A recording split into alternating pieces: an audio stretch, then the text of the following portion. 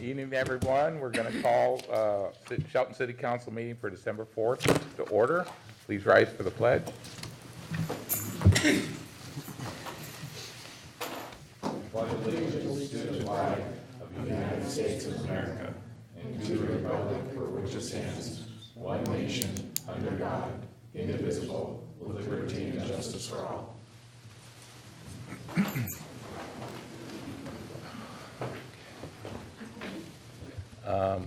Councilmember Dorsey's not with us this evening. He's still recovering. Could we get a motion to excuse Kevin? Motion to excuse Kevin Dorsey from tonight's meeting. Second. Okay, those in favor? Aye. Aye. Opposed? All right, thank you. Agenda, I have one agenda change. We're going to let Chief Moody speak first, since he has to get out of here. Is there anybody has a problem with that agenda change? Okay, any other agenda issues tonight? Okay, except for that change. So we'll start with Chief Moody, come on out.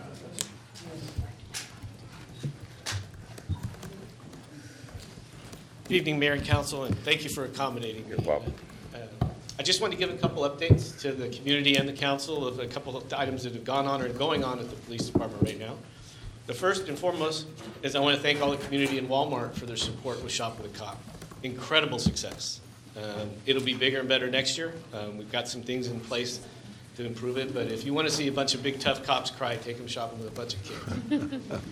It was a great success with a lot of community support. Again, I really want to thank Walmart for stepping up and providing the funding for that. They were gift wrapping. It was awesome.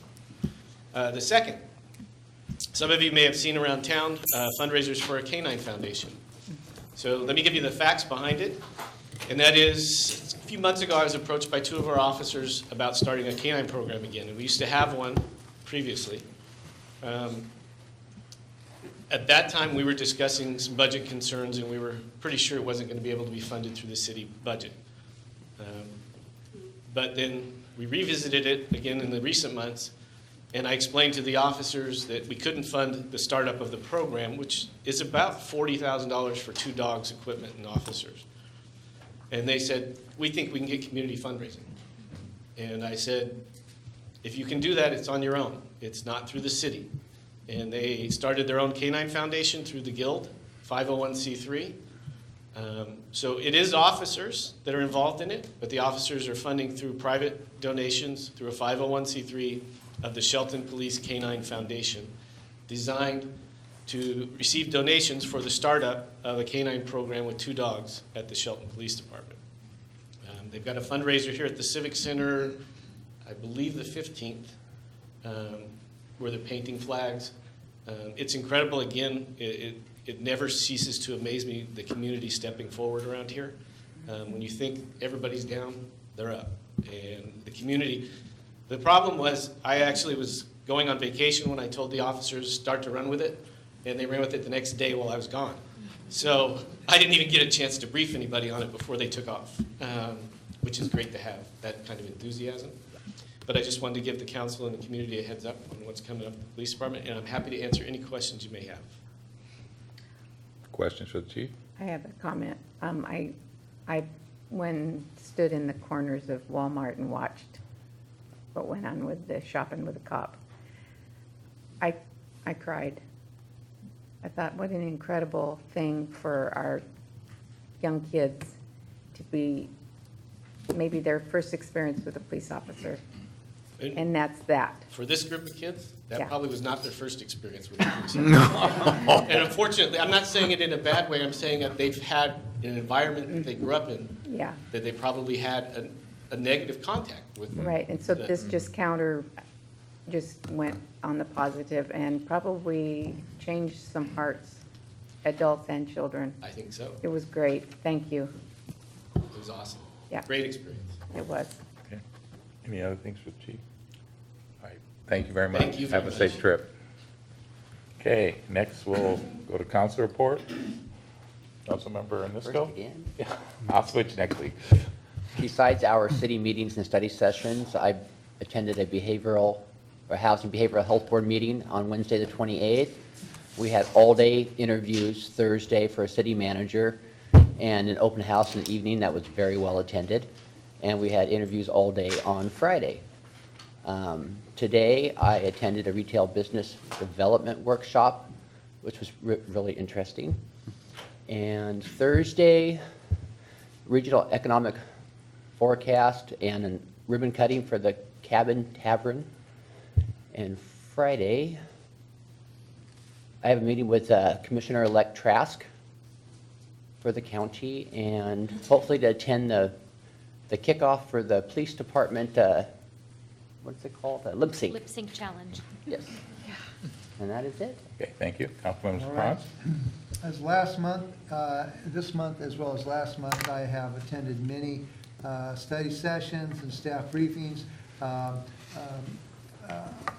trying to come to an understanding of staff positions to be filled and our budget, a lot of budget meetings. And so I want to remind everybody, of course, this Friday night is a big night. We close off Railroad Avenue, and they have the fire pits and the kids' rides and the hot dogs or marshmallows. And so anyway, it's a fun time down there this Friday night. So that's it. Thank you. And parade on Saturday. Going to parade on Saturday. Yes. So the upcoming weeks, besides the interviews and budget issues, Deputy Mayor and I will be meeting with Commissioner-elect Trask tomorrow. I'll have a Mason County Housing Authority meeting tomorrow also. Again, want to reinforce Shelton's Holiday Magic Friday night, and then Saturday night's a parade. And I appreciate all the efforts from Christmastown Kiwanis, the city, the PUD, who makes that event special. Ever since we moved to town, that's been one of our favorite nights. So I encourage everyone to come out for that. And I'll turn it over to Deputy Mayor. Again, in addition to our regular meetings and the lunch that Mayor Rogers and I have tomorrow with Commissioner-elect Trask, I also attended the Retail and Business Development workshop this morning that the city held with the retail coach, and was very excited to hear the data that they had compiled about our area and some of the opportunities that we're looking at here. So it was encouraging to see that beginning to take some traction here locally. This morning I attended my left board meeting and then ran over to the PUD for the retail business development workshop. And the rest of the week is quiet. Saturday night, we're going to be in the dump truck, all of us council members, decorated. So anyway, that's Saturday night. Huh? 7 Elves. 7 hours, my grandkids Looking and forward to stuff. that. Yeah. Councilmember Schmidt. So busy week last week, going through the city manager recruitment. That was 2 action-packed days, Thursday and Friday. Looking ahead, Thursday this week, the Regional Economic Forecast and Innovation Expo at Little Creek Casino, and then the following week, an Economic Development Council board meeting and a few constituent meetings. That is all. All right, thank you. Now's the time of our meeting where we have general public comment. We have specific comments scheduled for the continuation of public hearing on the 2019 budget, and then for action, or excuse me, for business and action items further down the agenda. For general public comment, we have a 3-minute limit, and you need to fill out a card and hand it. Donna has them, and when you come up, bring your cards up. When you come up, please identify yourself and just let us know if you're actually live in the city limits or not, or in the county, would be great. So, thank you, Donna. First, we have Tom Davis. Good evening, Mr. Mayor, council members. My name is Tom Davis. As you know, I'm involved in support of the Tiny Homes Village for Veterans. I brought with me today a variety of people, some service members, some people who provide services to veterans at Memorial Hall. It's a real cross-section of people who are involved in the veteran community that I think you should hear from. So I'll be very brief, but I do want to say that it is not our intention to overwhelm the council with support. It is my intention to win the hearts and minds of the people who are opposed to this. My feeling is that if we're all rooting for this, it's going to be successful. If you have a cell of people who don't want it to work, and we pass something by a quorum, that's really not where I want to be. I think this is something we can galvanize around, we can all get together with, and we can address the concerns, the legitimate concerns of the of people, and I think we can actually make this happen unanimously. That's where I'm going with this. A win is a win, but at the same time, I just believe that we're the type of community that can get behind something that has strong underpinnings, and that this is a real solution to a real problem, and that when we're finished with it, that problem will be resolved. And that's rare these days. So thank you. Without further ado, I'll let everybody else speak. Thanks, Tom. Next, we have Lee Frazier.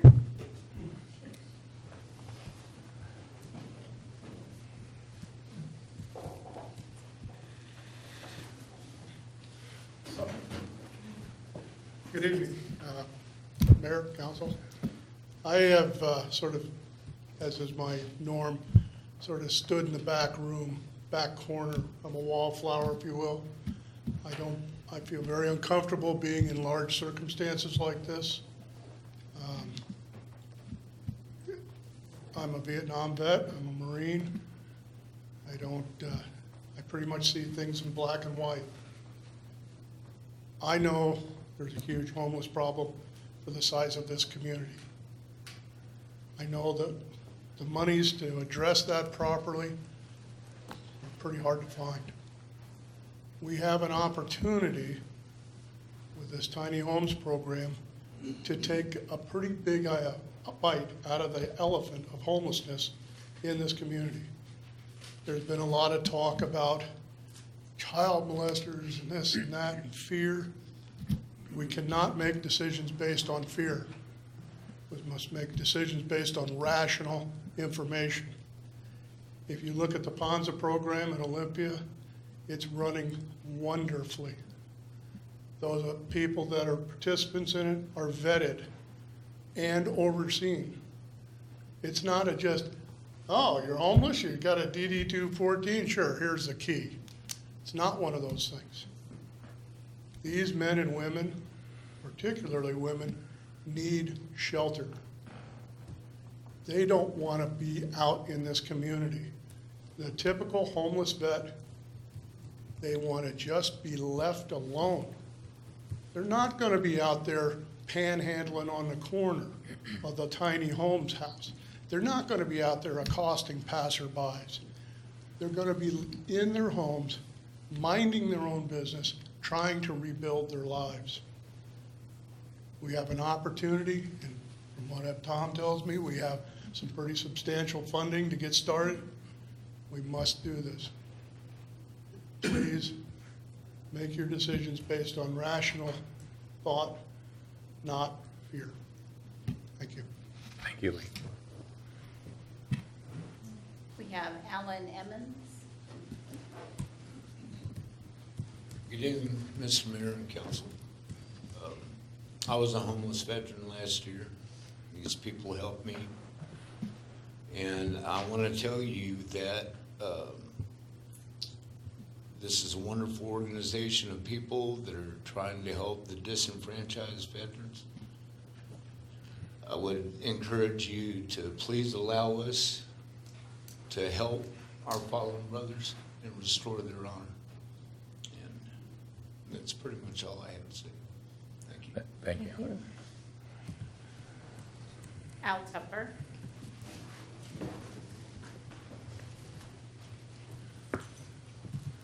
Mayor, Council, I'm Al Tupper. I'm a Vietnam vet of the 60s. I was one of the lucky ones. I came back without any mental and health problems. There are people out there that do have those problems, and we're working hard to adjust those and help those people. And everybody else in here, I think, is going to pretty well say what I had in mind to say, so I'm going to let them do it. My final words are, if we don't do this, shame on us. Thanks, Al. Make sure something, Mr. Mayor. The timer is not working properly, so I'm keeping the timer. Okay. Thank you, Donna. Brand new, the city bought a brand new one. Well, Okay. it is probably the operator. Next is Ricky Grayson.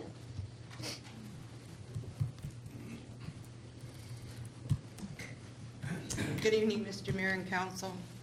I am Ricky Grayson, and I'm a Veterans Service Officer at Memorial Hall. I'm also the auxiliary president for the VFW.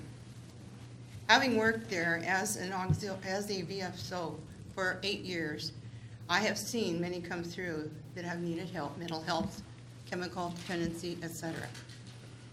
And we try to point them in the right direction to get aid and to all the help they can get.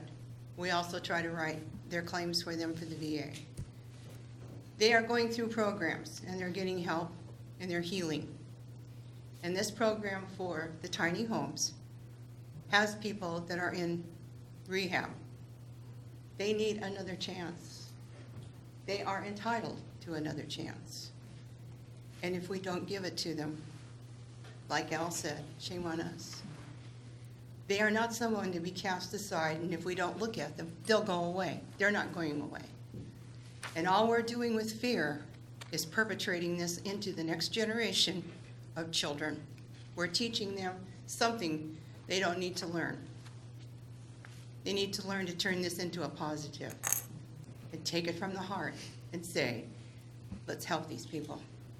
Look what a community we could have if we would reach out and help these people, and how much it would save for us as a people here. We need to do this. I hope you will give this some very good credence of thought. We need to do this. This gentleman right here that came up and told you he was homeless, he pulled himself up and out after we gave him some help. These people are going to do the same thing. But they need a place to live so that they can feel sheltered, safe, and have some self-worth. That's a big thing, self-worth.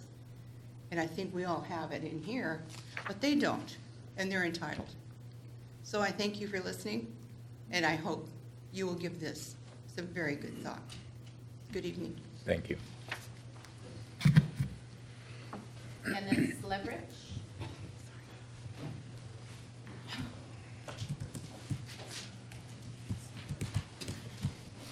Mayor and City Council. My name is Dennis Leverage. I am a member of all the veterans organizations. I'm also a member of the Veterans Advisory Board for the county. Along with that, I am also one of the directors for Crossroads Housing, our homeless shelter here in Mason County. I see this stuff on a day-to-day basis. I see the homelessness. I see the despair. Everybody in this room, I can almost guarantee at some point in their life, had a low spot. But we pull ourselves up. Some of us had help. And that's all these veterans are asking us, to have some help. How we can do that? Help them with the tiny homes. We're not looking at putting pedophiles and stuff like that in these homes. We're looking at putting honest, hardworking people that fell on their luck and just need to step up. That's all they need. Mason County is known for being a very generous county, and it shows with all the fundraising we do every year. So please consider this seriously. They really need some help. Thank you. Thank you. Peter Lazarenko.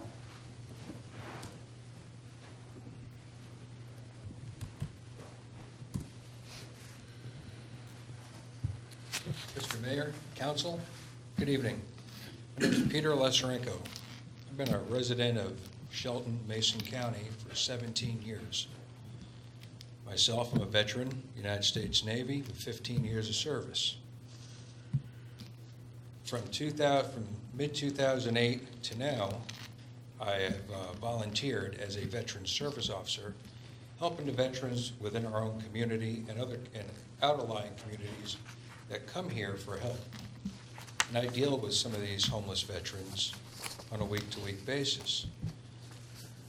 One thing I've never seen, I've always heard about it talked, never seen it in this county, in this city, is a place, a shelter, a place for these veterans. Right now, we're in the dead of cold winter is hitting us, but we have a church that has cold weather shelter, but that doesn't help everybody that's out there. There's a lot of veterans that can't get in there. Unfortunately, there are some people that say, well, it's just nature of the beast, but it's not. We have an opportunity here to do something good. Something that, you know, like I said, I've lived here for 17 years, and I've always, wow, there's not really a resource here. But we have one. We can have one, something good. It's going to take that veteran, that male, female veteran that's on the street, get them out of the weather, get them in a place where they feel safe and secured, and let them start their healing process to start getting back and possibly becoming a functioning part of society again. All that, you know, they don't ask for much. They sleep in the woods, they come in, we give them a backpack or two, but it's all, you know, our resources allow for us to do. But there's nothing, and it's sad. And I know no matter where you go, my own home state of New York, I look at the homeless in the city over there. I have a lot of family back there. And I hear, you know, it's just like here, like there, like everywhere. It's a problem that really needs to really start being addressed, whether it's at city level, state level, county level. And there's a lot of talk all the time, no matter where you go across the country, but you got to go from talk to action, and we got to start doing something. So ask everybody to kind of really do some deep soul searching on this, and, you know, find it within themselves to say, yes, let's do this, let's get this place up and running and built, and let's make Shelton the model for other cities and counties throughout the state to look at. Thank you. Thank you. Carolyn Rabbit Bowles, you're next. Mayor and Council, I'm Carolyn Ravat Bowles. I live at 11 Comet Lane, so if you put this little village in, it'll be right over the back of my fence. I personally am looking forward to it. Our town is talking about these tiny houses for the vets for a long time. That this is needed. They're talking about putting them across from Christmas Village, and I've heard a few complaints from Christmas Village residents. I'm married to Boyd. My husband is 91 years old, and he served in World War II from the time he was 17 till 19. I can't think of not offering a vet a home, a place to call their own. How much money is that going to take out of our pocket? Not very darn much. They put their lives on hold, and they put their lives on the line for us to have the freedoms that we have. I'd ask that you move forward with a plan to get these tiny houses for our vets. Thank you very much. Thank you. J.C. Osterberg. I wrote it down so I wouldn't forget anything. Okay. Hi, Mayor, City Council. My name is J.C. Osterberg, and I'm the Executive Director for Coyote Communities, which is the nonprofit organization who's working to help house homeless veterans here in this county. I've worked for Coyote Village in Olympia for 3.5 years, and residents never cease to amaze me with what they're able to accomplish. I've seen numerous people defeat years and years of substance abuse and alcoholism, go back to school, graduate from school, get their high school diploma or GED, gain full-time employment, and move out into their own homes. I've seen people work together as a community and really take care of each other, help each other with addiction and mental health issues, or just by making a meal together. I've seen multiple people battle cancer and win. That is something that I know for a fact they would never have been able to do if they didn't have a support group and a home to recover at Coyote Village. I've also unfortunately seen people battle cancer and have it take them at the village, but the fact that they were able to leave this earth housed, clean and sober, and surrounded by loved ones is an incredible thing. We do have a vetting process. We drug test, do background checks. We don't allow sex offenders, violent criminals, or people with active warrants. That is way more than I can say for the people living next door to me in my neighborhood, or people that I walk next to at the grocery store. This is a safe place. Children and grandchildren come and play all the time. Someone mentioned our 911 call log at the last city council meeting. I actually requested all the call logs since we opened in December 2013. For the 5 years that we've been open, there have only been 96 calls. That's only 1.5 per month. Of those, only 6 of them required a police report. And 6 of those were because someone had actually passed away due to natural causes. So we aren't hiding anything. We can be transparent, and we want to be transparent and offer safe and affordable housing to our homeless vets. I don't know how much time I have, so I'll try to go fast, sorry. I also have heard people talk about not wanting to house people in a certain location, but the truth is that these people are already in that certain location. These people are in your streets or by the river, in the parking lots. They're already there. We're proposing to house them and set them up with a case manager, someone to work with them one-on-one and offer supportive services and have a community of vets living and working together. We are trying to help this city and this county and these individuals so they're not on your streets. Please let us work together in solving veterans' homelessness here. I have some fact sheets that I brought with me and would love to talk to anyone afterwards who has questions or concerns. And also, if you'd like to see what the village is all about, we have a tour on Thursday, December 20th at 2 p.m. Come see me afterwards if you'd like to join. Thank you. Thank you, JC. Marilyn Vogler.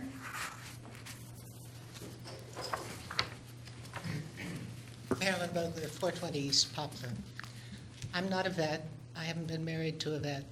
But I was alive and old enough to remember when the Vietnam vets returned from overseas. And what I remember is that they were spit on. They had things thrown at them. They were cursed. And when I hear some of the things I have heard recently said about the veterans who will be living in the tiny homes, it makes me heartsick that we have not gotten beyond that point. What this tiny home project will provide is something that most everybody in this room takes for granted. A dry, warm place to sleep. A lock on the door so you don't have to worry about everything you possess being stolen while you're gone. A place that you can be legally so that you don't have to hang out at the library or the transit center or in a doorway downtown. So please, please, we are talking about housing people who may be down on their luck. They may suffer from mental illness. They need a place to put their meds. They need a place to put themselves. They need a place to be. So please go forward with this project. Thank you, Marilyn. Errol Barker. Mayor, council member. Darrell Barker. I live in Mason County, but I'm in Shelton almost every day. I love Shelton. I served in the United States Marine Corps in the early 70s. I did earn an honorable discharge. Back then I was all Semper Fi. Today I'm all Simplify. I think that's what we need to do here today, is to simplify a problem that does not have to be a problem anymore. I have been homeless.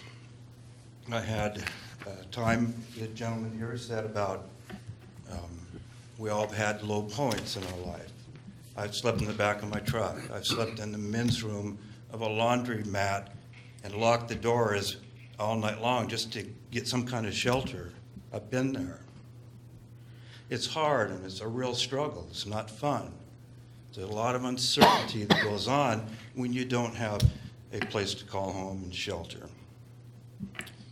Oh, but for the grace of chance, choice, and circumstance go I. Today I have shelter.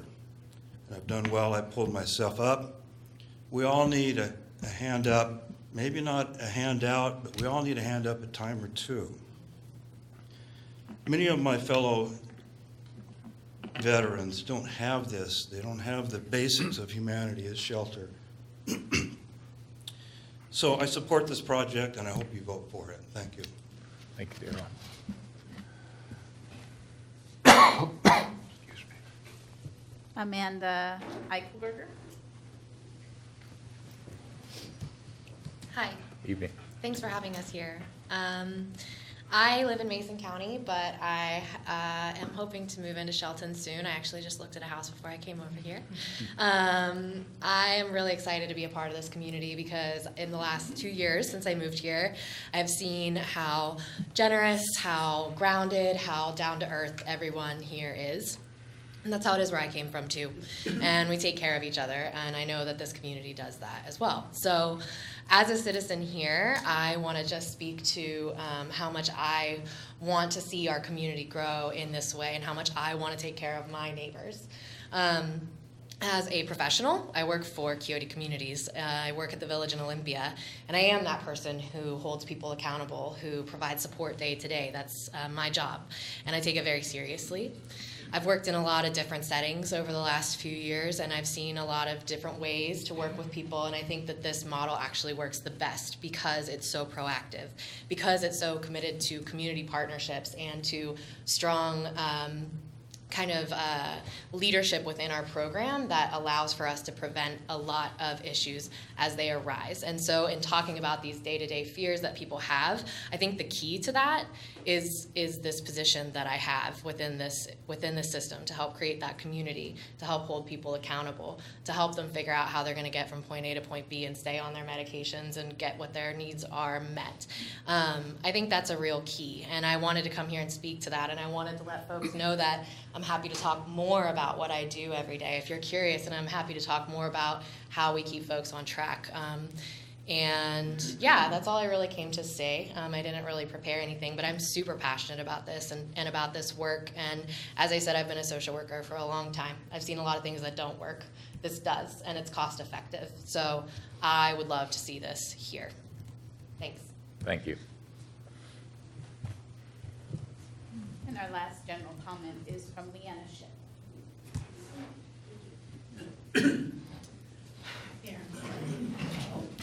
My name is Leanna Ship, and I have been a resident of Mason County for over 30 years. I have lived in the city now for about 9 years, and I will actually be living approximately 2 miles where the village is going to sit. And so I have been part of the Veterans Advisory Board for about 1.5 years, maybe 2 years, right in there.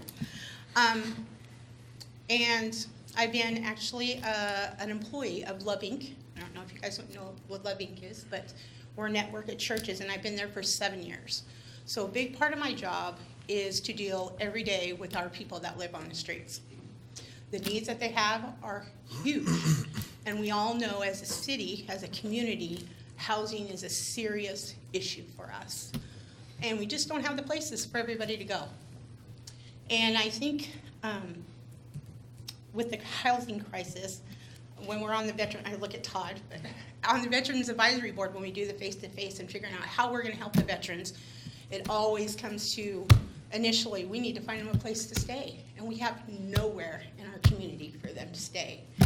And I just think, I don't see this village as just an opportunity, but I think it's a responsibility of all of us as residents of this county to take care of our veterans that we rely on to take care of us and keep us safe. And I've heard things in the community about how it's gonna be child molested. I've heard all of that kind of stuff. But we know that's just not true, that there's gonna be vetting, there's gonna be guidelines.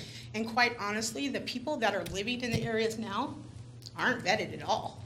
We have people that are living in the area now that are drug users, that are child molesters. And at least this way, as the village as a whole, as working together with these ladies, as well as the police department and all the other opportunities of service from people in our community, we have a better hold on what's there and the type of people that are there. And so I just find that we are looking for a way to give these people a hand up and not just a handout. And that is basically a lot of times what they're looking for. And they do live in the woods, and they don't come in, and we don't have room in the homeless shelter because they don't fit that criteria usually, because there's got to be children involved. And so as a community, what do? Do we just throw them in the streets? Do we just label them as people that are child molesters and drug users and stuff just because they have nowhere to go? I mean, I think that we're all sitting in judgment of the people that are on our streets. Not everybody in our streets is there because of drug or alcohol or even mental health issues. There's a lot of people on our streets that I deal with all the time that are there because of circumstances. They've lost their jobs. The dad is the main breadwinner, and he's got him and his wife and their kids and their families, everybody living together because there's no housing. And so the dad loses the job, and they're all out of a place to live. So somewhere, as a community, we need to step up. Leanne, that was time. I'm sorry. So, Thank you. thank you very much, and thanks, and thank you everyone for their comments tonight. Thank you.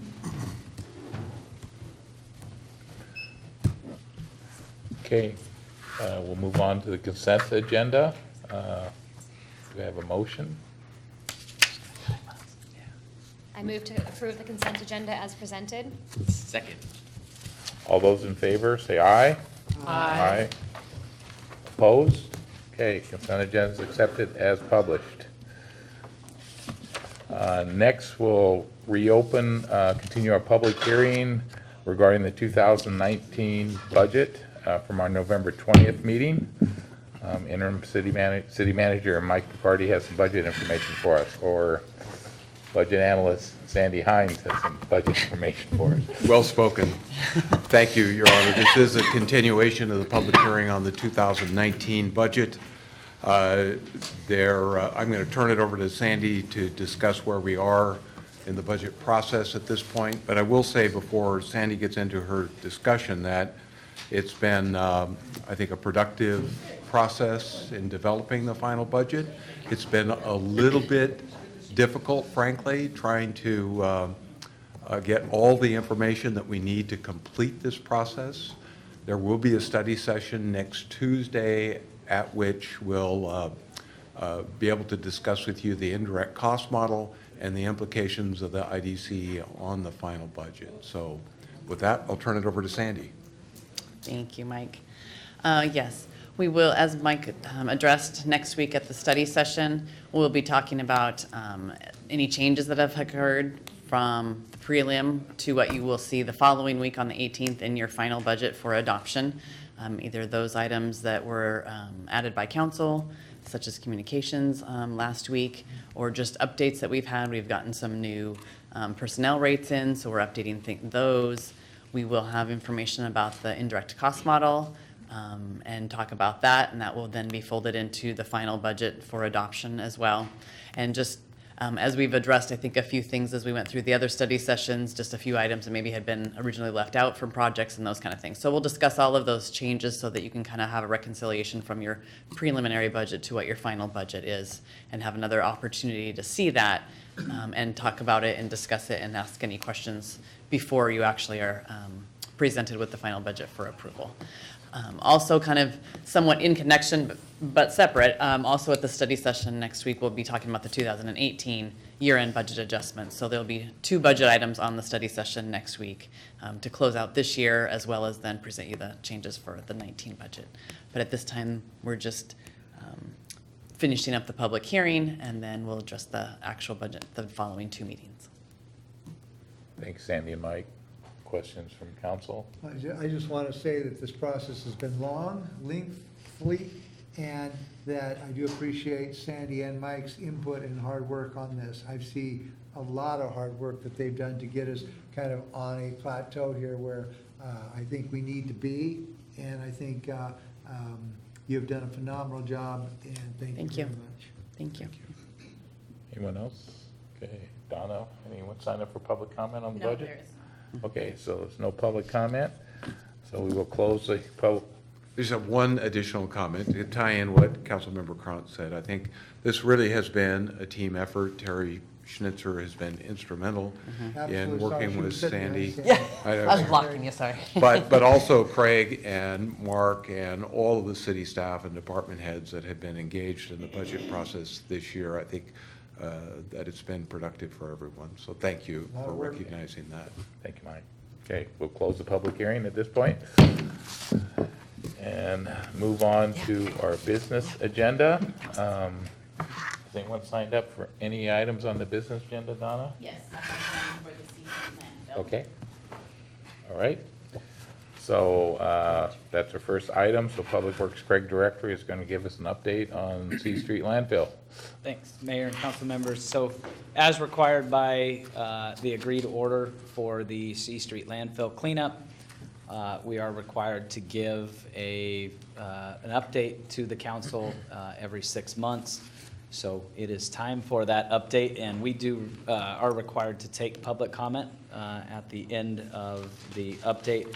Not much to report actually on the site as far as work being done, but a ton of work outside of the site in revamping the entire scope of work to fit all of the elements into what is being done all the way through the cleanup. So originally, we really just scoped the remedial investigation. We have expanded that and worked with Department of Ecology to really encompass the entire project now, and also the additional funding of $600,000 to move forward with not only the remedial investigation, but actually an action plan for an actual cleanup. So not much to report on the ground, but a lot of work being done in collaboration with Department of Ecology and a ton of work on that home front. We can report that that work is starting again, though. We've gotten a request to go out and clear some sites to do some ground gas monitoring. So we've got a few water wells out there that we've been monitoring. They're going to install 4 gas monitoring wells out there in the next couple of weeks. So starting again on that, and you'll start to see quite a bit of movement moving forward into 2019 and into the new year. Very good. Pat Van Hay. And I have the timer. Van Hay, I live in Fawn Lake in the county. I don't know why we need another study for this project. We've had studies since 1987.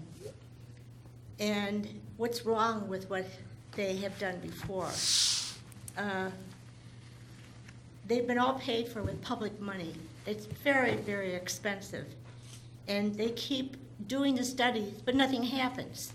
We're no farther ahead than we were in 1987. One of the things that really is a major problem up there is the toxic dioxin of 2378 TCDD. They always make a statement it binds with soil, and they kind of dismiss it, but it also binds with fatty tissue. And it is the most toxic form of dioxin. It actually was what was used in Agent Orange during the Vietnam War. The maximum contaminant level for this is 3 to 11 parts per trillion. And when there was another study done by Herrera about the contamination around the plants and the harbor and everything, they went in and actually did a testing of the ash from Simpson Company. And they found readings in there of 4,200 parts per trillion, which is quite a bit different from 3 to 11. And they have been hauling that up there and dumping that for decades. And this happened because of this dioxin was formed because they were burning salt-laden logs at a boiler that had a lower temperature, which was conductive to creating this dioxin. It just seems that everything has been done to try to keep this from happening. I don't know what's the matter with ecology. They're one of the biggest problems with all this. They keep giving the money, which is our money, our tax money, to go ahead and have these studies continued. Why can't we get it finished? There's been an agreed order there was one of them that was done April 1st, 2001, and Rainier was supposed to also go up, clean up part of it. They have done nothing. They have done absolutely nothing up there, and the Department of Ecology does not go and try to enforce it. Actually, it says at the end of these agreed orders that if the responsible party does not do anything, they have the right to ask the Attorney General to come in and enforce it. Nothing's been done. So I just cannot understand why nothing has happened. And I urge that they do something immediately before paying out more money. Thank you, Patricia. Thank you.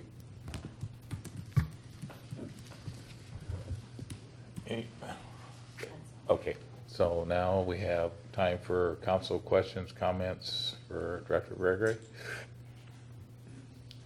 on this. Okay. So next, back to Craig on the contract amendment. So, Mayor, council members, thank you again. We are asking for an amendment to the water comp plan with Carollo engineering firm. We originally had taken on with city staff quite a few of the elements of the water comp plan.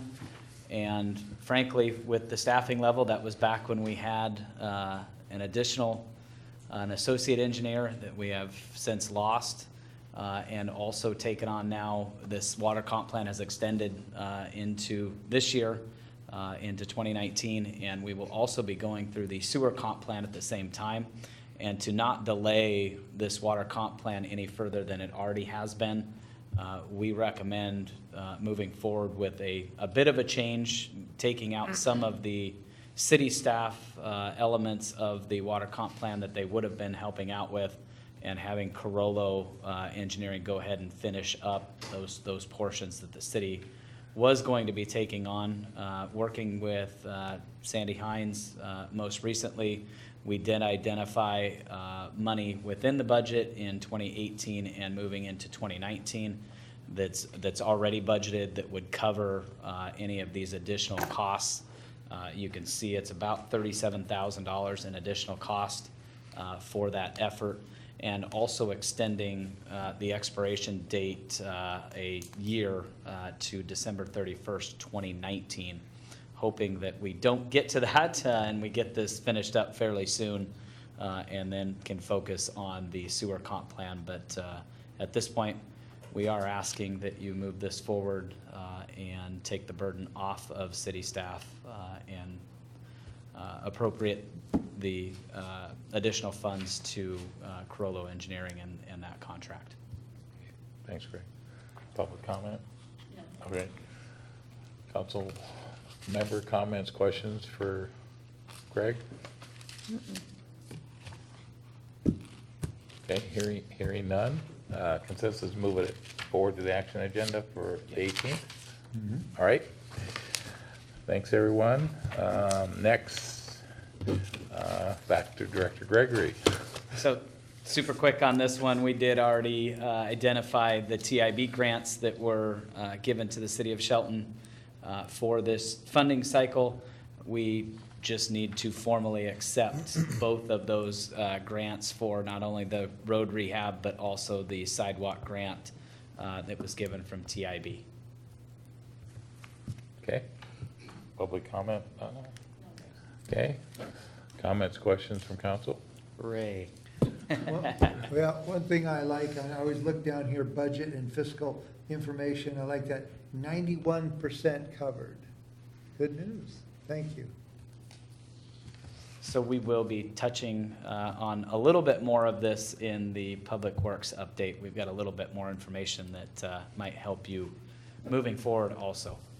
So And this is pretty much per your Access Shelton plan? it is almost spot on, which we are very proud of also, to be hitting those first early on stages of Access Shelton and to not be off very far with those is pretty exciting for us, being able to hit some of those milestones and starting in the right direction. Okay, thanks, Greg.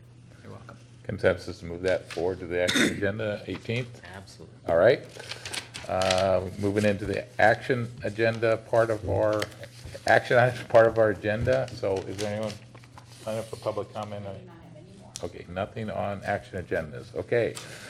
So we're back to Director Gregory about authorization to sign certain forms. So WashDOT Local Programs is requesting a resolution to authorize me to sign for documents from WashDOT Local Programs, and really it is a formality, just needing a resolution to do so. Okay, any council member questions, comments? Not that I would be opposed to anything like this, but this is something new. It's a requirement. We've not had many local programs grants that we've gone through with. We've had a few that we have given back in the last several years, but never one that we've actually executed and had this requirement, so. It's Anything else? Okay, could I have the first reading of Resolution 1142-1218? Resolution number 1142-1218, a resolution of the City of Shelton, Washington, authorizing the Public Works Director to sign certain forms.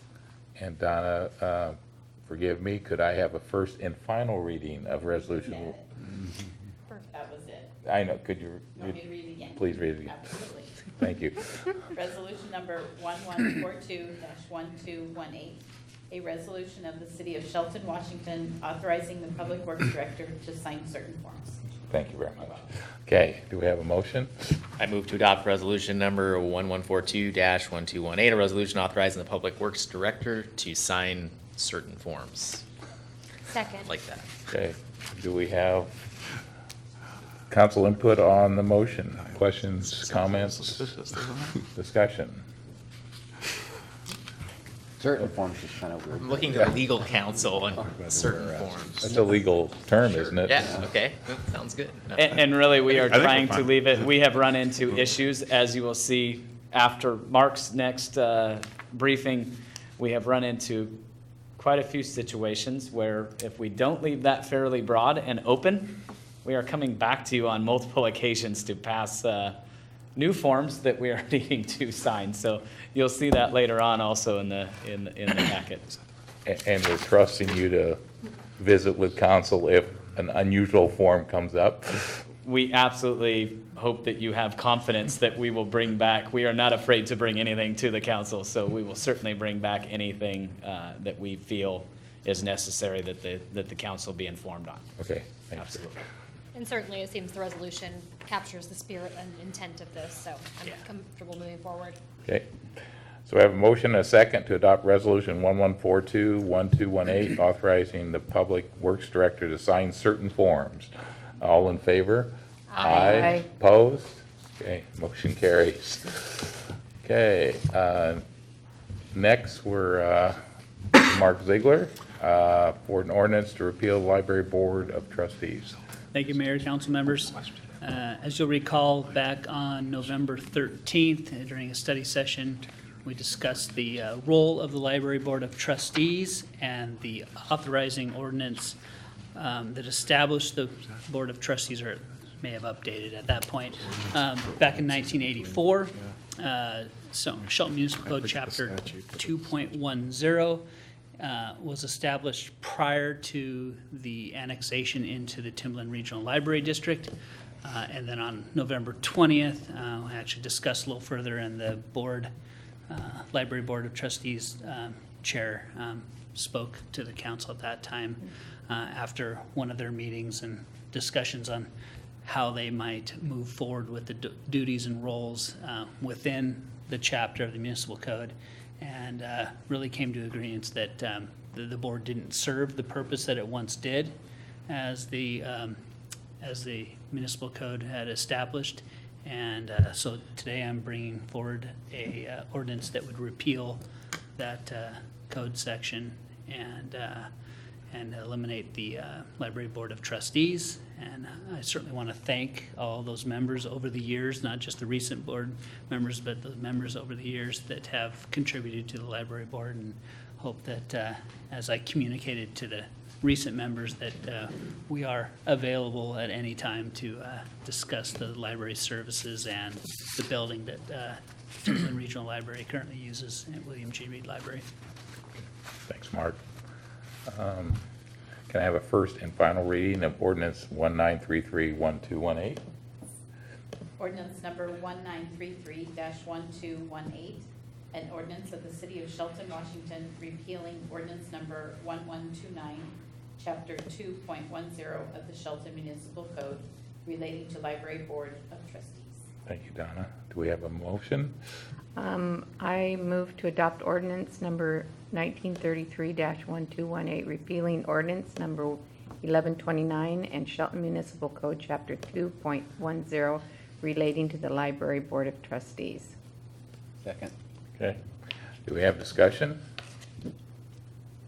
I would just say there was kind of, when I saw that the board came here to talk, I was thinking they were going to say, don't take our jobs away. And they said, no, our jobs are done. I think it was pretty kind of funny, you know, in a way. And I went, oh, okay, we all agree on that, so. Mark, have you had any feedback or anything since we've started to discuss about? No. Okay. All right. Any other discussion? All right. We have a motion and a second to adopt ordinance 1933-1218, repealing ordinance 1129 and the Shelton Municipal Code, Chapter 2.10, related to the Library Board of Trustees. All in favor? Aye. Opposed? Okay, thanks.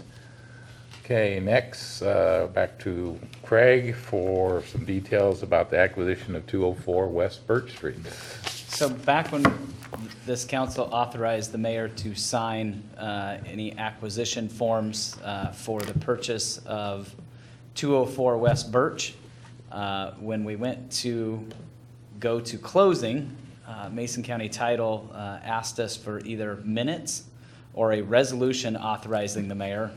Simply moving in a public meeting to authorize the mayor to do so was not enough.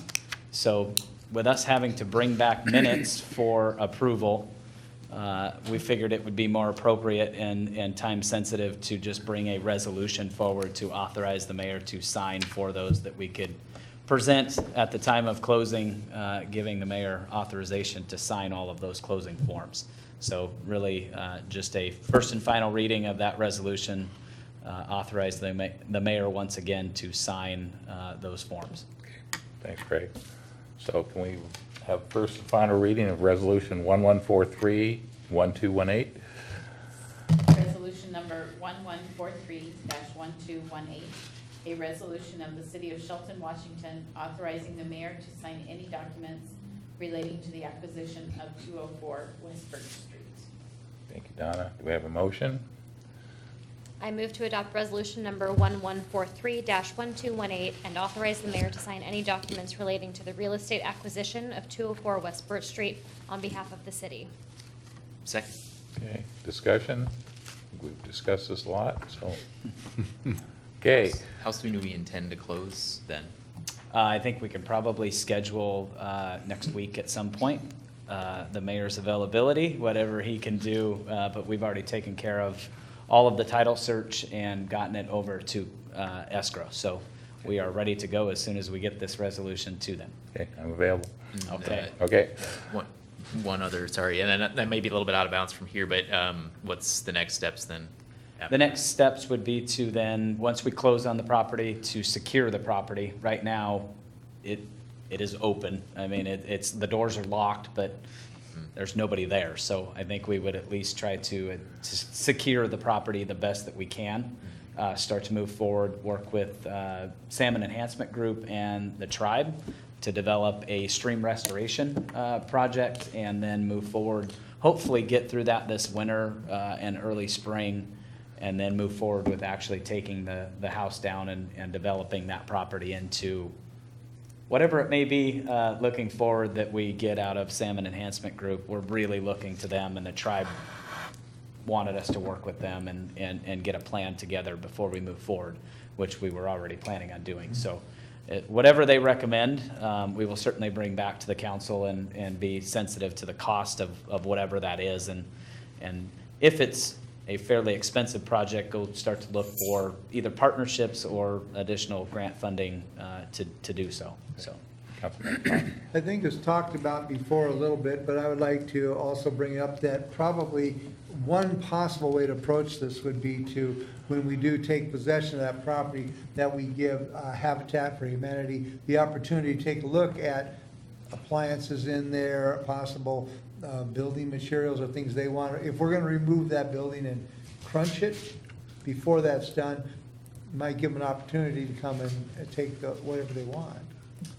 if that is something that the council would like us to do, we will certainly look into it with legal, see what our risk would be as far as letting somebody in there, any forms that we may need them to sign, waiving any of those potential risks with somebody going in and removing any of those building materials. So if that certainly is the direction of the council, we can start to move forward with that and work with council and draft those forms. I think that's a good idea, unless, like you say, it gets into too much trouble. So we'll work also with WCIA. I think they have forms too that avoids them of certain liabilities, and we got some forms that avoid us of certain liability. This seems to be something that it gives them an opportunity to at least go in and say, okay, do we want this or don't we want this? And then it can be used again. So that's what I would suggest. I mean, they might be able to move the entire house and put it on a lot somewhere. If it, no. I doubt it. Okay. The structure is not in the greatest shape. So I was almost going to suggest the fire department use it as a training burn opportunity or that sort of thing. That might be a possibility. right over the creek. Yeah, probably over the creek. It's the creek. Oh, it's the creek. I'm sorry. It's sitting over the creek. Yeah. I retract. It was a test. So, good opportunities. Go ahead. council, I think it would be important that we define, and we certainly do not have to do it tonight, but define who we actually are going to let in there. Is it only Habitat? Is it Habitat and then somebody else? But I think it would be important to do so, at least for direction for staff. Like I said, we do not need to make that decision tonight. We can certainly bring it back to you after we secure the property and make that decision. Okay. That's something to think That's about. very great. Thank you. Okay. So we're at a motion, correct? We have a motion and a second to adopt resolution 1143-1218, authorizing me, the mayor, to sign any documents relating to the real estate acquisition of 204 West Birch Street on behalf of the city. All in favor? Aye. Opposed? Okay, thanks. All right, final agenda item is administration reports, and we'll start back with Director Gregory. I apologize up front. This may be a fairly lengthy report, so I will Start the timer, please. I will try and speak quickly, but I apologize up front. First thing, the bus pullout at the new McDonald's location. You will see that going in tomorrow.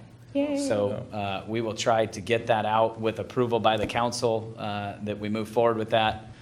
We certainly will get that out to the public. We've already got signs up that are bagged, traffic revision, but we'll get Andy to post something before we actually get started on that in the morning and get that out there. But you will see that go in tomorrow ahead of the completion of McDonald's. They are moving fairly quickly, and we weren't anticipating doing this early on, but looking at the forecast, we wanted to get it in before McDonald's actually finishes.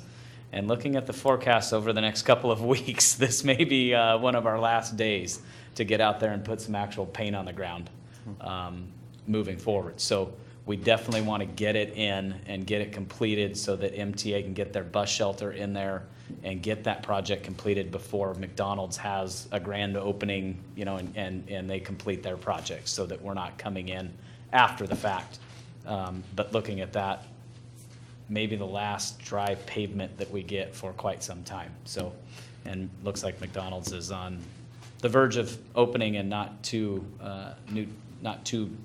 distant future, so want to get ahead of that. But we'll certainly get it out to the public as much as we can, but it will be a change for the public. So I'm sure that we'll get some feedback, but I think this option that we showed you several weeks ago is a much better option than tearing out sidewalks and repaving lanes and doing some other things. It's the same basic design that we have on Downtown Connector Project at 8th and Alder. It's the same bus pull-out, striping only, much lower cost. So, but it looks like being a drop lane, it's going to function essentially the same way, other than it will take out the right-hand turn at K Street. So if somebody is waiting to turn right on K Street, they will have to wait for the signal to turn before they actually get into that lane, because there's some on-street parking now taking up that drop lane. So just wanted to make sure you were aware that that was going in sooner than we actually had anticipated to start with. Okay, thanks.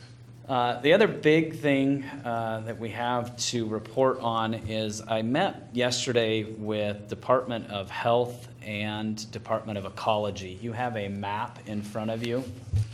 We did provide those to the public also, but they are proposing to move forward with a larger closure area of Oakland Bay and Hammersley Inlet, and also a much larger conditional area. But working with them, I think we came up with some very good solutions yesterday. The problem with this is, you can see on that first map that's got the big red area, the current sanitation line, so basically the open area was basically at Munson Point. That has moved quite a bit further north. And really the reason for that was the lack of dilution from effluent out of the wastewater treatment plant. We're just not getting the flow and the flushing that we thought we were getting out of Oakland Bay. And the problem with that is, if we have a breakdown in disinfection, so with our UV system, if for some reason the power were to go out, power's reduced, the bulbs aren't basically killing any of those norovirus infectious elements that are coming through that the Department of Health does not have time to contact the shellfish harvesters to shut them down. And what they had indicated to us is they need about a 4-hour period.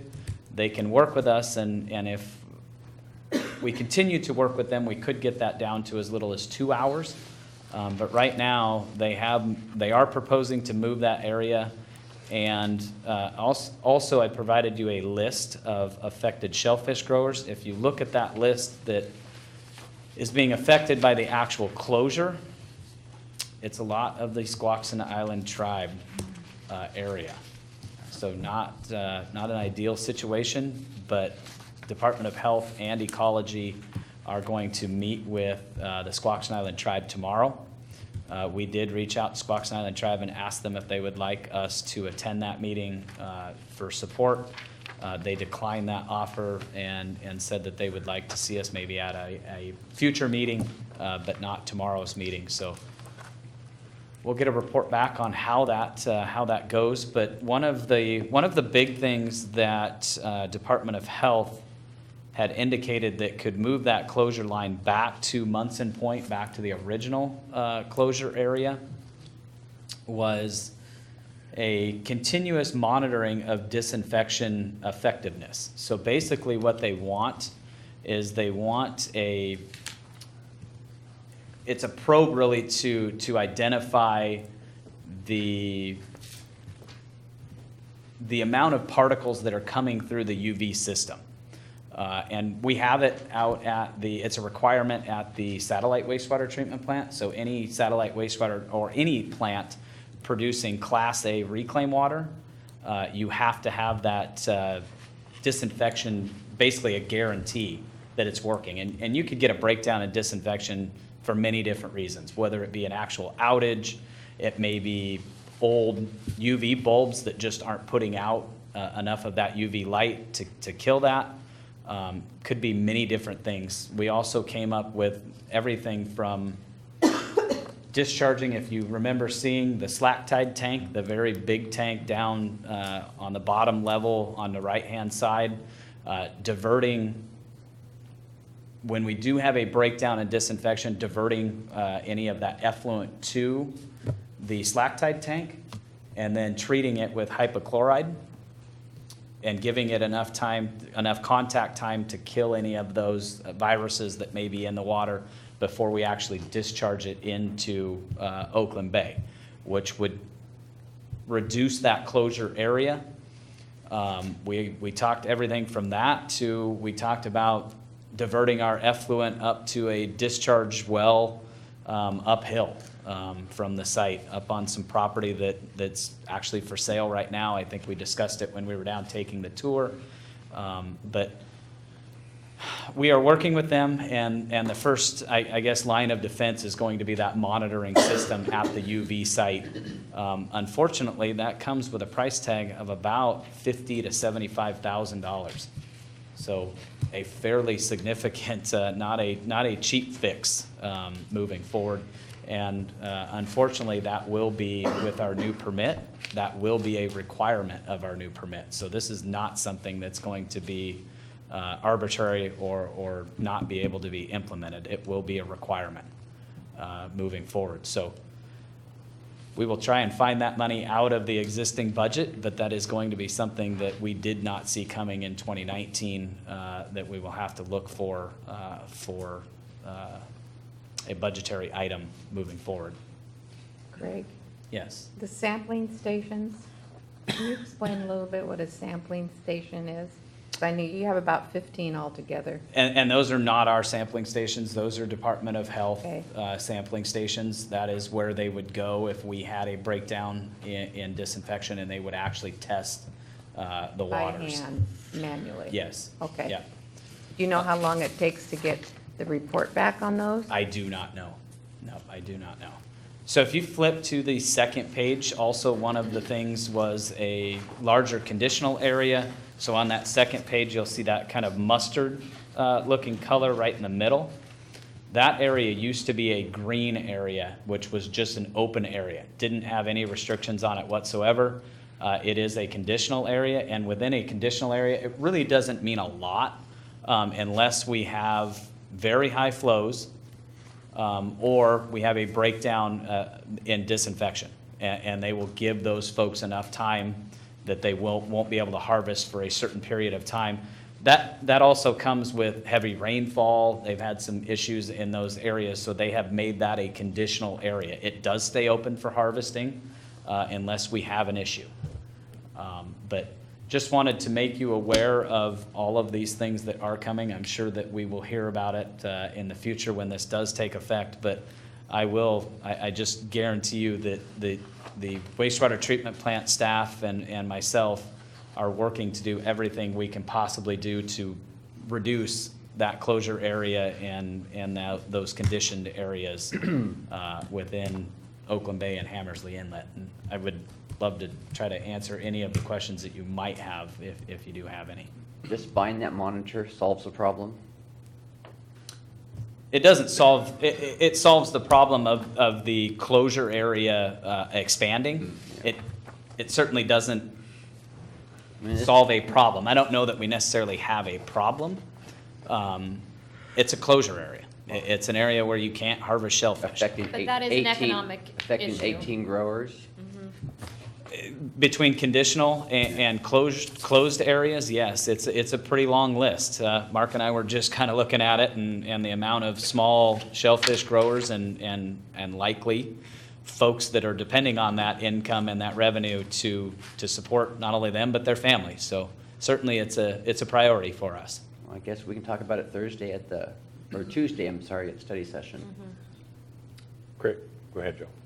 Well, couple questions. When was kind of loosely used. What's like the when timeframe with this for this taking effect? I think it's going to be fairly quickly. They wanted to meet with not only the city, but the shellfish growers and the Squaxin Island Tribe. Like I said, they are meeting with Squaxin Island Tribe tomorrow. They are trying to get most, if not all, of the growers together. They asked if I would also attend that meeting. I certainly will be attending that meeting. They haven't set it up yet, but they did indicate that it would be in the next few weeks. So I'm guessing sometime just after the first of the year, this will likely take effect. Okay, wow. Is it all right if I, one more? Yeah, So go ahead, Councilman. has any other consideration been given, because from our understanding as well, like the sewer basin 3 project, those are creating efficiencies in our sewer network. Does that weigh into some of this decision making as well, or, I mean, does any of the efficiencies gained there help with this, or not really? No, it's a very interesting situation because that is DOE's portion. DOE and health, from what I saw, don't necessarily work together. Okay. Department of Health has their own restrictions. Flow really doesn't matter. We asked them, is there a way that we could reduce that closed area back to the current line during the summer flows? I mean, we're less than 1 million gallons during the summer. Right. Very low flows, and asked, is there a way that Squaxin Island Tribe could harvest their land during the summertime when we know we don't have those? And the answer was no, because still, if you have a breakdown in disinfection, they don't have enough time that effluent wouldn't hit that beach when they're harvesting. So basically they need, like I said, they need about a 4-hour notification that they can get a hold of those growers, make sure that they're not harvesting those beaches and getting that shellfish out, is what they told us. They did say with some of their better relationships that they have with wastewater treatment plants that they've had, I guess, more contact with, they've gotten that down to about a 2-hour time frame. So not having a ton of contact with Department of Health. They stuck with the 4 hours right now, but they did say, and the willingness to take steps to improve our disinfection. They certainly were, when they left the meeting, said, we will certainly look at the 2-hour time frame and see if we can get that down for you and maybe reduce that closure area. So, but the two entities don't necessarily work together. So the efficiencies and the lower flows didn't really help the actual Department of Health closure area. Go ahead. If I recollect, when the new treatment plant was opened, that expanded the available open area in Hammersley Inlet, and that was one of the things that was touted at the ribbon cutting for that event. If we're operating in a similar fashion, what prompted this change, rather drastic change, in this affecting 18 growers? The dye study. So originally, new technology, really, to answer your question, council member. It was new technology at the time that they did the original dye study, back when we had, I think it was even before the plant was reconstructed. It was done, I want to say in the early 2000s. And they did a dye study at that time and actually had probes. They didn't have, they were surface water probes. So what they saw in this dye study was most of the dye that went out and the effluent, it sunk to the bottom. And it was done in November. They don't know if that had an effect on it, that the effluent was colder, the water was colder, what the reasoning was for it, but a lot of it sunk to the bottom that they didn't detect in the first dye study that they did a decade ago. On this one, that with new technology, they caught all of that dye that sunk to the bottom and found that it just really wasn't going anywhere. They saw originally that surface flow was moving, but the stuff that was on the bottom that's really going to affect the beaches really isn't moving. It's going out into Oakland Bay and Hammersley, and it's really just flushing back and forth. It's not really moving like they thought it was out of Hammersley. And they pointed to the area of Mill Creek and the point where it really kind of restricts down. And that was kind of the pinch point where it was getting to that point and kind of sticking there and then flushing back in on a high tide. So low tide, it was kind of flushing to Mill Creek, and then high tide, it was flushing right back into Oakland Bay. So really, I guess lack of better technology and really understanding what was going on out there, a little bit, I think, of misconception is really why the open area was larger. Now that they've, a year ago did this study and have different information, and that was my question. I asked the same exact question, and Department of Health's explanation for that was, this is the latest dye study that we've had. This is the only information that we have to go off of. So we have to use the information that we've got. So unless we could commission them to do another study, which would be fairly expensive, and maybe get some different results, there have been, and Squaxin Island Tribe has brought up ideas also. They talked about moving the outfall pipe, constructing something further down into Hammersley, but then again, we discussed that yesterday, and maybe that helps them out around Munson Point, but maybe that doesn't help the guy out down past Mill Creek, that we're pushing that effluent further down. But even with that being said, it was interesting when I brought up the discharge well and said, let's just say we wipe the treatment plant off the map. We don't discharge to Oakland Bay. Then what's it look like? The whole thing's open? I just assumed that the whole thing would be open at that point. And they said, no, absolutely not. That section would still remain closed. They pointed to working with the marina, which I'm not sure I quite understand. We have a fairly small marina, but they pointed to the boat traffic, and they also pointed to some contaminants that are likely in the water around where, not that it's SPI's issue, it was Simpson back in the day, but obviously things that are in the water out in front of the mill now are having an effect on that closure area. So it's not just the treatment plant, because I like I said, I did ask the question, let's just say we completely wipe the plant off the map. What does that do to the closure area? And they did indicate that it would be much smaller, but it would still be there. So just one other question on that. On this list of 18 growers being affected, do we have any idea how many of those were not previously in the open area? Or how many were opened up the last time that it was expanded? Were all of these previously closed and opened, or are these folks that have always been sitting in the closure area?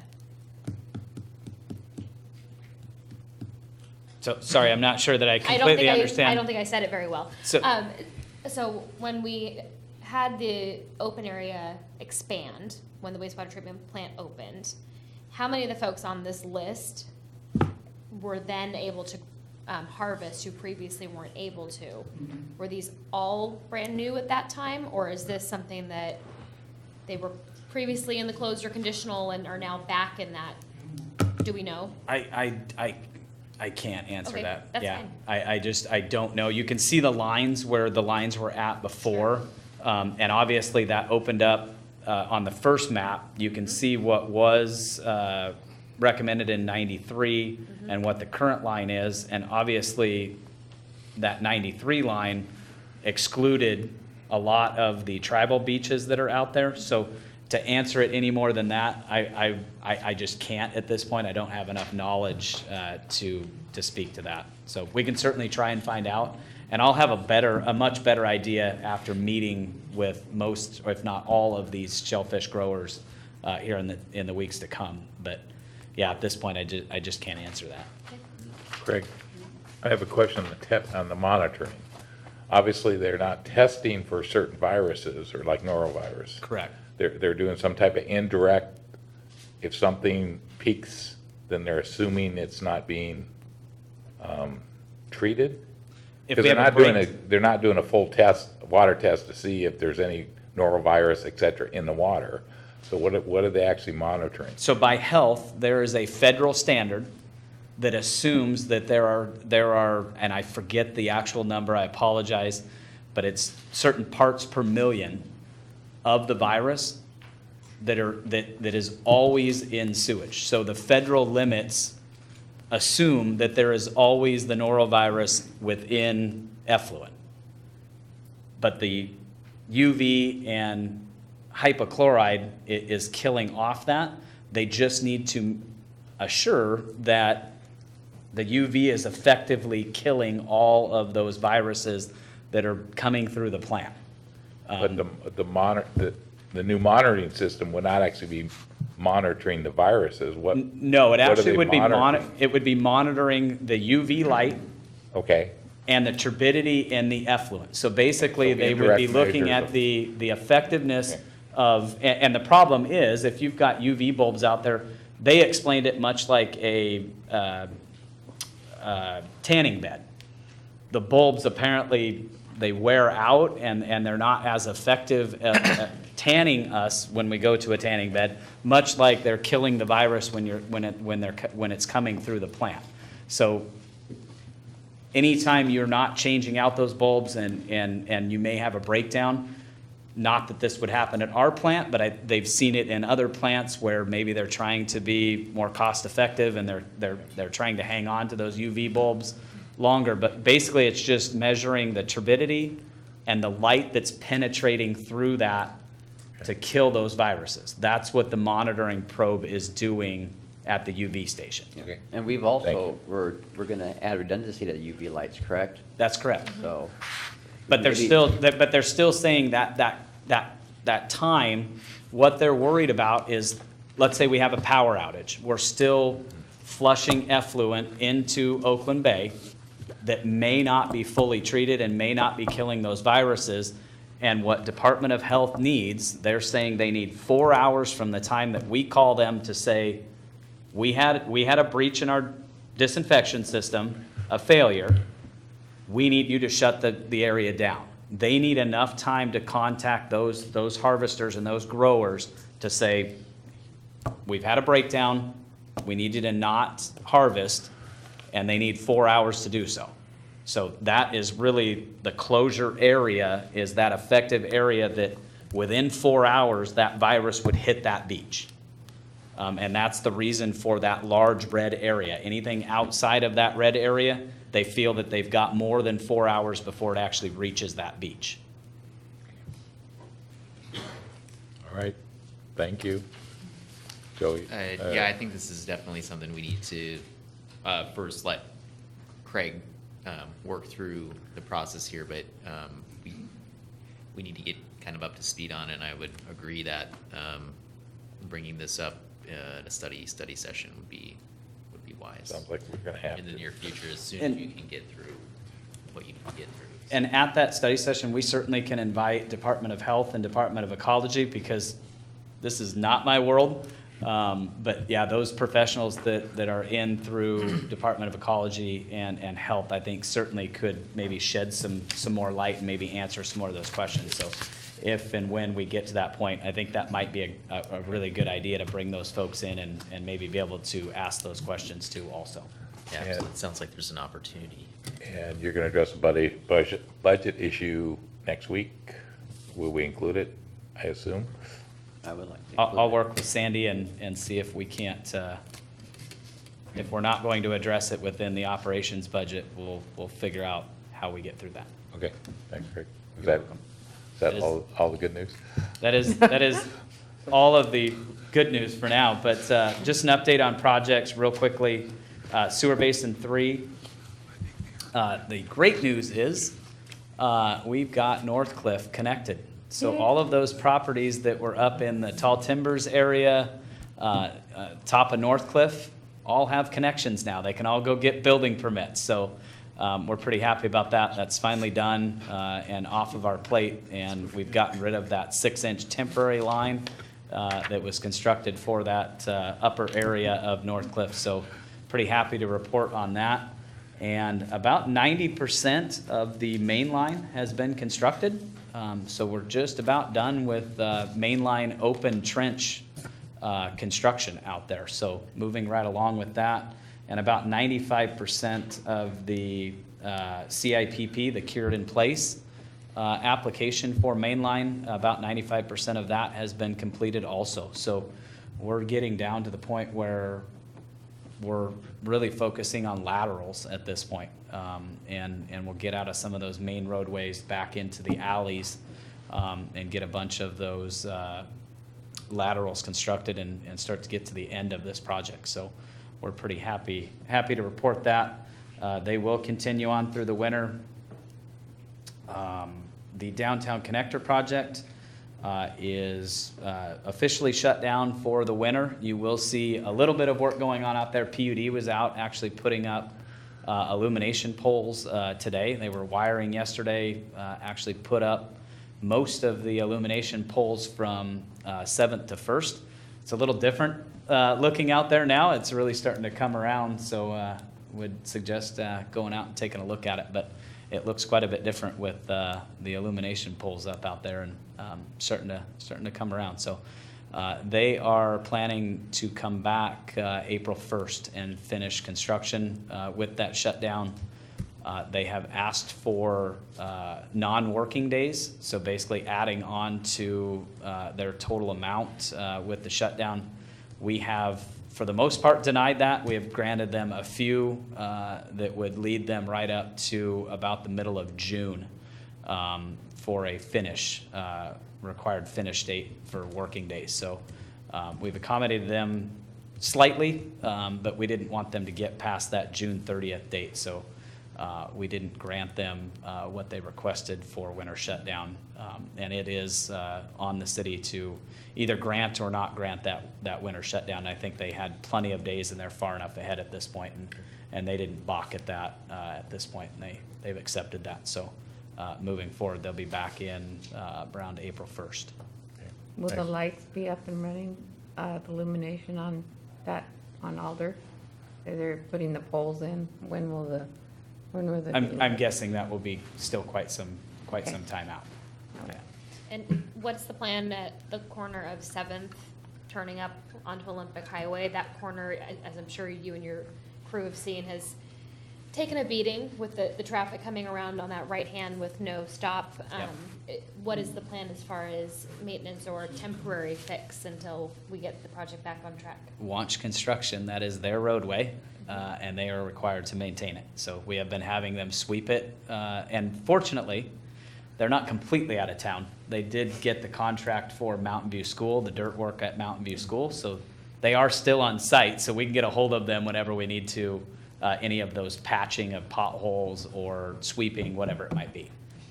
So we have started to address that. They've been sweeping that on a regular basis, but yeah, it will remain in the state that it is now as far as traffic control, remaining closed at 7th Street on Alder between 7th and 6th, and also between 1st and 2nd. The rest of it will remain open, but that is the state that it will be in until about April 1st.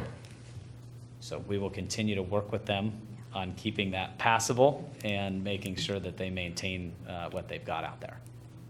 Okay. And then one more good thing for you with the TIB applications, and this is the final thing. With the TIB applications, I just wanted to make sure that we address the council with what I think is a great opportunity to partner with another local entity. With the Railroad Avenue grant, we originally just proposed the section between 7th and the city limits, but we are asking the council to partner with Mason County if we can come to an agreement. We have had conversations with them already. I have talked to Jerry Houth, the Public Works Director for the county, and he has indicated that they would be interested in partnering with us to expand that all the way out to 101 and actually create a gateway project. We have asked them right now to match our match money, which is about $500,000, about $500,000. We didn't get an answer back from them. Jerry asked that I go and present this to the county commission. So we scheduled that for next Monday, but I wanted to make sure that this council was aware of that and approves of that, and didn't hear that secondhand that we were going to the county and asking them for something that maybe this council doesn't want to move forward with. But overall, I think it would be a great project. That would require us to put in an LCP form with our state delegation as a partnership to ask for basically the balance of it. I put together a cost estimate. Looks like it's about $3 million to do the entire project, all the way from the park and ride at 101 to 7th Street with some elements, sidewalks on basically the south side of the street, all the way from the park and ride to 12, only on the south side, then sidewalks on both sides from 12th to 7th.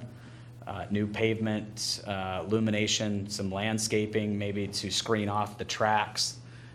They're moving out of town, and also some sort of, as we identified, Mark actually was the lead on the railroad project and some sort of gateway symbol or structure, I guess, for a lack of a better term, out towards 101. Welcoming everybody into Shelton and into the downtown area.